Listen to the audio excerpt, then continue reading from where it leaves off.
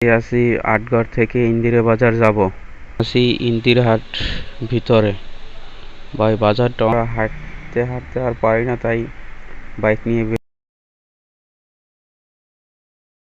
আসসালামু আলাইকুম, আশা করি সবাই ভালো আছেন।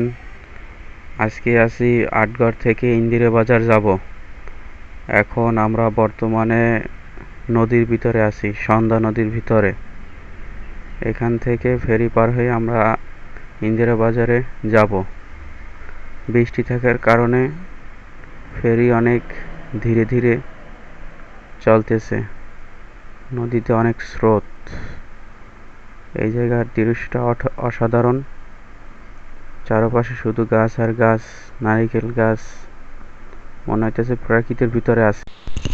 আমরা এখন আছি ইন্দিরহাট ভিতরে। ভাই বাজারটা অনেক বড়, খালি দোকান আর দোকান। আমরা দুপুরবেলা আসছি, এখন ভাত খেতে হবে, তাই খাবারের হোটেল খুঁজতেছি। আশা করি এই সব বাম পাশে সব হোটেল, সব খাবারের হোটেল। দেখি কোন দোকানে ঢোকা যায়। আমরা এই দোকানটায় ঢুকবো। এখানে ভালো রকমের সবজি আছে, মাছ আছে, বেশি মাছ আইটেম বেশি। আমরা মাছ দেখি, মাছ খাবো। খাবার শেষে আমরা বের হইলাম। বাজারটা দুই পাশে, নদীর এপার আর ওপার। এখন ভাত খাওয়ার শেষে আমরা বাজারটা আবার ঘুরবো। ভাই এখানে দোকানের কোনো শেষই নেই, খালি দোকান আর দোকান। অনেক পুরনো বাজার, লোকজন অনেক ভিড়। আজকে একটু বৃষ্টি দেখে লোকজন কম।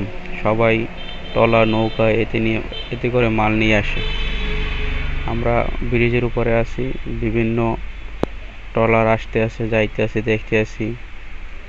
আর অল্প অল্প বৃষ্টি পড়তে আসে, উপভোগ করতেছি আমরা। লোক ভাই দূর দূরান্ত থেকে লোক আসে, অনেক লোক আসে। অনেক পাইকাররা আসে, তারা মাল নিয়ে যায়। এখানে তো মূলত কাঠের ব্যবসা। কাঠের নিয়ে যদি আলাদা ভিডিও দেখতে চান বলবেন। এখন আমরা হাঁটতে হাঁটতে আর পারি না, তাই বাইক নিয়ে বের হইলাম ঘুরতে, দোকান দেখতে। অনেক দোকান, অনেক ভাই, যা হাইটে দেখা সম্ভব না। আপনাদের দোকানগুলো দেখাইতে আসি। আজকে বৃষ্টির জন্য অনেক দোকানই বন্ধ।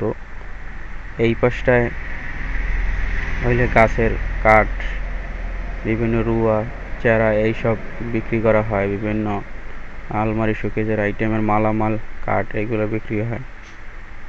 অনেক বড় ভাই এটা। ইন্দিরহাট বাজার কাঠের জন্য বিখ্যাত।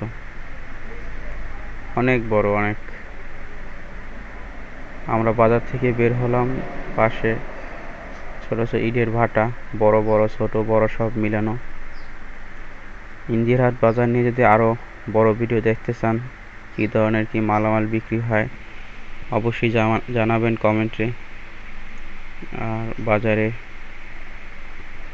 লোকদের সাথে কথা বলবো, কীরকমের কি ভিডিও চান ইন্দিরহাট বাজার নিয়ে, অবশ্যই জানাবেন। আমরা ইন্দিরহাট বাজার থেকে বের হলাম। তারপরে এই ছোট একটা দৃশ্য ভালো লাগলে